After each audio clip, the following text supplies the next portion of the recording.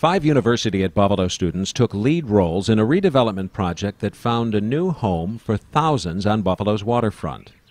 Courtney Krena, Kyle Mastelinski, Daniel Need, Scott Seelan, and Lisa Stern of UB won a design competition to build a new home for a bee colony that had built a massive hive in an office building of rigidized metals. Company president and CEO Rick Smith discovered the bees when he began renovating the office building on a 25-acre site on Ohio Street that he calls Silo City. Through pollination, honeybees are responsible for 15 to 30% of the U.S. food supply. The population of those bees, meantime, has dropped 50% in the last 50 years. Smith says relocation of the hive was the only option.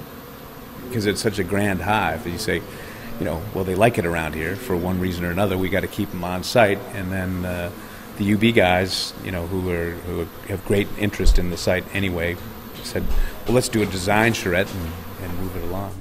Firstly, our main focus was a safe house for the bees, something that they would be protected from all their animals and they could live in a natural environment that they felt comfortable, and then we wanted something to stand out on the site. The hexagon obviously comes from the honeycomb, and then the idea of the tower was kind of basically to have the bees above your head and sort of be looking up, kind of the same way inside the silos.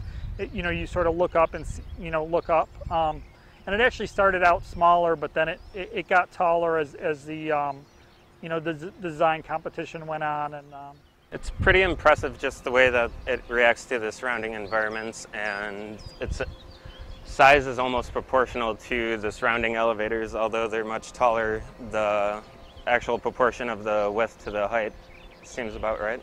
So we felt that in our design it should be important that the beekeeper always had access to the bees if necessary. So we wanted it elevated to keep it away from people, but just so they can view it, and then lowered for the beekeeper, or even if educational purposes want to come down and get a better look at the bees, they could lower it.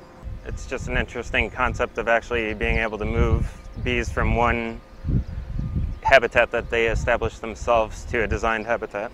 The structure is really large to be an icon on the site, but the actual cab is only about 3 feet tall at its maximum height. Somebody said to me yesterday that they have a nicer home than I do.